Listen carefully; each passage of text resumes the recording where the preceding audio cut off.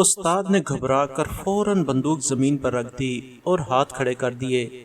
زید سے مخاطب ہوتے ہوئے بولا، ٹھیک ہے، جیسے تمہاری مرضی، ہم یہاں سے چلے جاتے ہیں۔ اس پر وہ دونوں گولے استاد کے آگے پیچھے سے ہٹ گئے اور کچھ میٹر دور جا کر کھڑے ہو گئے۔ ان دونوں میں سے ایک ہر وقت غار کے اندر ان جانوروں کی حفاظت کے لیے رہتا ہے۔ قریب المرگ نایاب جانوروں کو بچانے کا فریضہ یہ باری باری سر انجام دیتے ہیں، دھوپ سیکنے کے لیے بھی باری باری باہر جاتے ہیں۔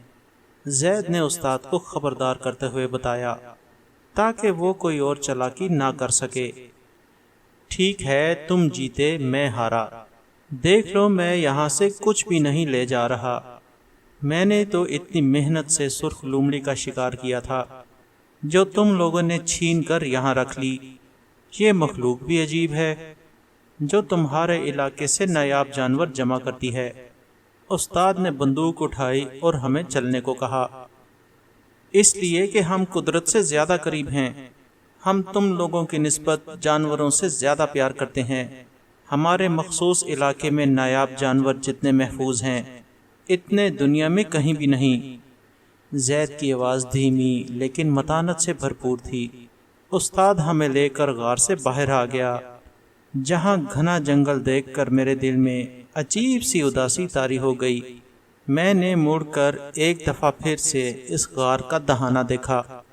باہر سے کون اندازہ لگا سکتا تھا کہ اس کے اندر دنیا کا ایک انمول خزانہ چھپا ہوا تھا۔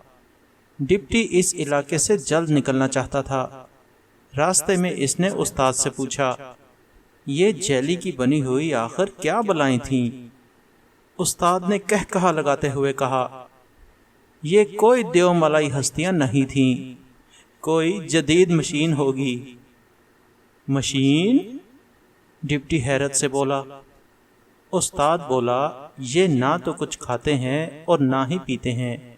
کیا تم نے کبھی سنا ہے کہ کوئی جانور صرف دھوپ سیک کر توانائی حاصل کرے اور ہزارہا سالوں سے زندہ ہو؟ یہ غالباً سورج کی توانائی سے چلنے والی حیاتیاتی مشین ہے۔ تو پھر وہ جانور کیوں جمع کرتے ہیں؟ ڈپٹی کو ان جوابات سے تسلی نہیں ہو رہی تھی۔ اس کا ذہن ابھی تک غار کے مناظر میں اٹکا ہوا تھا۔ یہ بھی ممکن ہے کہ وہ ریڈ انڈین ٹھیک ہی کہہ رہا ہو اور وہ سچ مچ نایاب جانوروں کو جمع کرتے ہوں۔ یہ جیلی نما مخلوق ان جانوروں کو ہلاک نہیں کرنا چاہتی اور نہ ہی اس جنگل کا حیاتیاتی نظام خراب کرنا چاہتی ہے۔ یہ گولے تبھی حرکت میں آتے ہیں جب کوئی آخری نایاب جانور مرنے والا ہوتا ہے۔ اس نقطے پر یہ مخلوق مجھ سے زیادہ مہذب اور رحم دل ثابت ہوئی ہے۔ بہرحال میرا یہ خیال ہے کہ یہ ان جانوروں کو کسی کے آگے ضرور بیچتے ہوں گے۔ کوئی نہ کوئی وجہ ضرور ہوگی جو یہ اب تک ان کا انتظار کر رہے ہوں گے، جو پہلے کبھی یہاں آ کر سامان لے جاتے ہوں۔ استاد نے پراسرار انداز میں آخری بات کی۔ رائے، تم کس کی بات کر رہے ہو؟ کون یہاں آ کر سامان لے جاتا تھا؟ ڈپٹی نے حیرت سے پوچھا۔ اللہ بہتر جانتا ہے، ہو سکتا ہے کہ وہ خلائی مخلوق ہی ہو۔ استاد بولا۔ خلائی مخلوق؟ کیا باتیں کر رہے ہو یار؟ ڈپٹی نے تعجب سے پوچھا۔ استاد نے اب کی بار کوئی جواب نہ دیا اور تیزی سے ہمارے آگے آگے چلتا رہا۔ اب چونکہ گولوں کا پیچھا نہیں کرنا تھا، ہمارے پاس آرام کرنے کا موقع تھا۔ مجھے اور ڈپٹی کو پہاڑی علاقوں کی پہچان اور علاقے کی سمجھ بوجھ بالکل نہیں تھی، اس لیے ہم استاد کے پیچھے پیچھے چلتے رہے۔ اب استاد کوئی بات نہیں کر رہا تھا، البتہ وہ خاصا بے چین نظر آ رہا تھا۔ اس نے غالباً مجھ پر رحم کھاتے ہوئے اپنی بھاری بھرکم بندوق، کارتوس کا ڈبہ اور دیگر سامان بھی خود ہی اٹھا لیا۔ ایک گھنے جنگل سے گزرتے ہوئے ہم نے پہاڑی عبور کر لی۔ مڑ کر دیکھا تو وہ غار اب کہیں نظر نہیں آ رہی تھی۔ شام ہوئی تو استاد نے مجھے اور ڈپٹی کو ایک پتھر پر بیٹھ کر آرام کرنے کو کہا اور خود پانی کی تلاش کا کہہ کر نکل کھڑا ہوا۔ ہم سستانے کی خاطر لیٹ گئے۔ تھکن سے برا حال تھا، کمر سیدھی کی ہی تھی کہ آنکھ لگ گئی۔ جب آنکھ کھلی تو دیکھا کہ استاد ابھی تک نہیں آیا تھا۔ ہم کافی دیر انتظار کرتے رہے لیکن استاد کا کوئی اتا پتہ نہیں تھا۔ رائے کو کچھ ہو تو نہیں گیا؟ ڈپٹی نے تشویش کا اظہار کرتے ہوئے کہا۔ میں نے بھی چاروں طرف نظر دوڑائی لیکن استاد کہیں نظر نہ آیا۔ سورج غروب ہو رہا تھا اور روشنی تیزی سے کم ہو رہی تھی۔ استاد کے بغیر ہمارے لیے اس مخصوص علاقے سے باہر جانا ناممکن تھا۔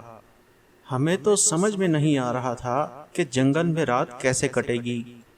استاد کے بقول یہاں درندوں کی کمی نہیں تھی۔ سب سے زیادہ پریشانی کی بات یہ تھی کہ کھانے کی چیزیں بھی استاد ہی کے پاس تھیں۔ اس نے تو کہا تھا کہ وہ ہمارے کندھوں کو آرام دینے کے لیے سامان خود اٹھا رہا ہے۔ تاہم ہم نے فیصلہ کیا کہ ادھر سے کہیں بھی نہ جایا جائے، کیونکہ استاد آ جاتا تو ہمیں کہاں ڈھونڈتا۔ ہم نے چاروں طرف اونچی آواز میں رائے رائے پکارنا شروع کر دیا۔ ہماری آوازیں پہاڑوں سے ٹکرا ٹکرا کر گونجتی رہیں، لیکن استاد کی طرف سے کوئی جواب نہ آیا۔ اسے اب آوازیں دینے کی کوئی ضرورت نہیں، وہ تم دونوں کو چھوڑ کر جا چکا ہے۔ ہمارے پیچھے سے آواز آئی۔ مڑ کر دیکھا تو زید کھڑا تھا۔ تمہارا مطلب وہ ہمیں جان بوجھ کر یہاں تنہا چھوڑ گیا ہے، چاہے ہم جئیں یا مریں؟ ڈپٹی کو زید کی بات کا یقین نہیں آ رہا تھا۔ جی جناب، اب اسے آپ دونوں کی ضرورت نہیں رہی۔ مجسٹریٹ صاحب، اب اسے آپ کی مدد کی ضرورت نہیں کہ آپ ہمیں عدالتی حکم پڑھ کر سنائیں اور ہم پر دباؤ ڈالیں۔ اب اسے کسی سرخ لومڑی کے شکار کی بھی ضرورت نہیں رہی۔ وہ بندوق بردازوں کے جتھے کو بلانے جا چکا ہے تاکہ غار کے جانوروں کو ہتھیا سکے۔ ان میں سے ایک بھی جانور اسے کسی شہزادے سے زیادہ امیر بنا سکتا ہے، زید نے کہا۔ یہ رائے اس قدر شفاق اور طوطا چشم ہو سکتا ہے؟ ڈپٹی نے افسوس سے ہاتھ ملتے ہوئے کہا۔ زید نے مسکراتے ہوئے کہا، شوپن ہاور کی وہ بات یاد کرو جب اس نے کہا تھا کہ جو جانوروں پر ظلم کرتا ہے وہ انسانوں کی بھی پرواہ نہیں کرتا۔ اگر میں غلط نہیں کہہ رہا تو وہ تمہارا کھانے پینے کا سامان بھی لے جا چکا ہے۔ وہ اپنے آپ کو محفوظ بناتے ہوئے اس علاقے سے باہر جا چکا ہے۔ اس کے پاس اب غار کا راز ہے۔ وہ ایک ایک کر کے تمام جانور لے کر جانا چاہتا ہے۔ اب سب کچھ واضح ہو چکا تھا۔ میں نے اور ڈپٹی نے ایک سرد آہ بھری۔ اگر زید بر وقت نہ آتا تو ہم دونوں، جن کے پاس نہ ہی کچھ کھانے کو تھا اور نہ ہی جنگل میں تنہا رات گزارنے کا تجربہ، ایک رات بھی اس خوفناک جنگل میں نہ گزار سکتے اور اگلے دن کسی خونخوار جانور کی کچھار میں مرے پڑے ہوتے۔ اس علاقے سے نکلنے میں میں تمہاری مدد کروں گا۔ میں یہاں کے راستوں سے خوب واقف ہوں۔ آج کی رات آپ دونوں ہمارے مہمان ہیں، زید نے انتہائی نرمی سے کہا۔ اس موقع پر ہمارے پاس انکار کی کوئی گنجائش نہیں تھی، چنانچہ ہم زید کے ساتھ چل پڑے۔ جیسا کہ ریڈ انڈین لوگوں کے بارے میں سن رکھا تھا، زید انتہائی عاجز اور شریف النفس شخص تھا۔ زید اور رائے کی شخصیت میں زمین آسمان کا فرق تھا۔ اس کے ساتھ چلتے ہوئے مجھے وہ سکون مل رہا تھا جس کا میں ہمیشہ سے متلاشی تھا۔ زید کا گھر ایک گھاٹی میں بنا ہوا تھا۔ اس کے در و دیوار پتھر سے بنے ہوئے تھے۔ گھر میں ہاتھ کے بنے ہوئے کمبل تھے۔ اس نے گھر کے باہر الاؤ روشن کیا اور پتھر کی ہانڈی میں ہمیں دلیا بنا کے دیا۔ اس مزیدار دلیا میں نمک مرچ کے علاوہ بطور مسالہ جات ارد گرد کے درختوں کے پتے اور ان کی چھالیں بھی کاٹ کر ڈالی گئی تھیں، جن سے اس کا مزہ دوبالا ہو رہا تھا۔ تھکن سے چور ڈپٹی جلد ہی نیند کی آغوش میں چلا گیا۔ میں اور زید باہر الاؤ کے قریب بیٹھ کر باتیں کرنے لگ گئے۔ رات گہری ہوتے ہی آسمان روشن ستاروں اور کہکشاؤں سے سج گیا۔ میں نے زندگی میں پہلی بار اتنے ستارے دیکھے تھے۔ زید نے بتایا کہ اس علاقے میں ریڈ انڈین لوگوں کی آبادی بہت کم تھی۔ اور ان کے گھر وادی میں پھیلے ہوئے تھے۔ اس کے گھر کے ارد گرد صرف 10-12 گھرانے تھے۔ وہ سب پھلوں اور سبزیوں پر گزارا کرتے تھے، کبھی کبھار مکئی اور شکرکندی بھی کھا لیتے تھے۔ میں نے زید سے استفسار کیا کہ وہ لوگ شہر میں کیوں نہیں جا بستے۔ زید نے آسمان کی طرف دیکھتے ہوئے کہا کہ ان لوگوں کو وہاں کی بارش کے بعد چلنے والی ہوا بہت اچھی لگتی ہے۔ انہیں ہوا میں اڑتے ہوئے پتوں کی خوشبو پسند ہے اور جنگلی ماحول میں چرند پرند کے ساتھ رہنا پسند ہے۔ یہ لوگ اپنے آباء و اجداد کے علاقے کو نہیں چھوڑنا چاہتے۔ یہاں رہ کر انہیں روحانی خوشی محسوس ہوتی ہے۔ میں نے بھی زید کو اپنی ساری کہانی سنا ڈالی۔ اسے بتایا کہ کیسے پہلے پکڑی گئی سرخ لومڑی کو حنوط کرنے کے لیے ڈبو کر مارا گیا۔ وہ مناظر یاد آتے ہی میری آنکھوں سے آنسو جاری ہو گئے۔ میں نے روتے ہوئے زید کو بتایا کہ میں یہ کام نہیں کر سکتا، کیونکہ میں استاد کی طرح ساری عمر جانوروں پر ظلم کر کے پیسے نہیں کمانا چاہتا۔ زید نے میرا کندھا تھپ تھپاتے ہوئے کہا، تم ایک رحم دل نوجوان ہو، تمہاری نیت ٹھیک ہے۔ انسان اگر رحم دل بننا چاہتا ہے تو اسے چاہیے کہ سب سے پہلے جانوروں پر ظلم ختم کرے۔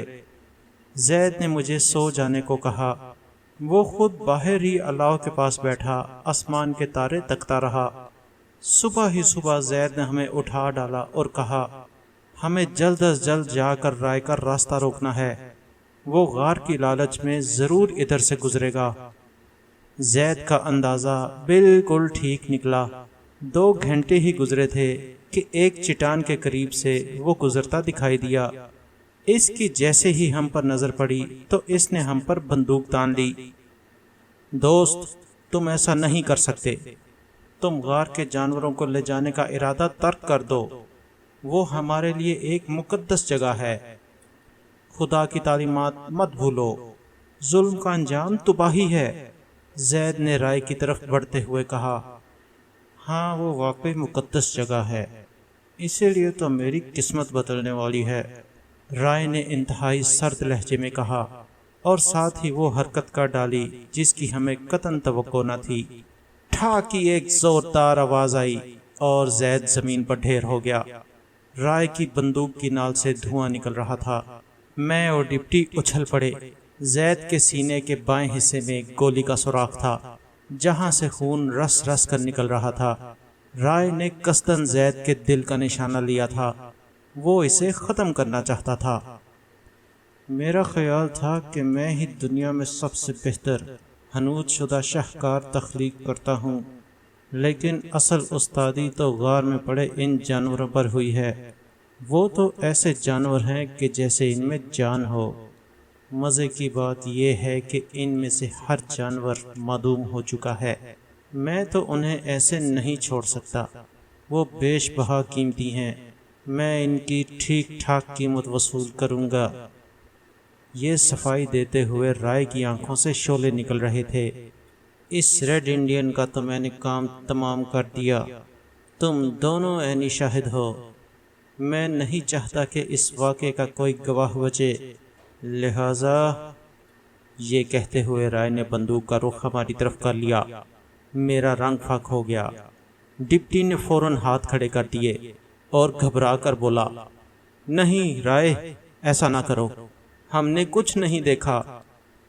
ابھی ڈپٹی کی بات ختم نہیں ہوئی تھی کہ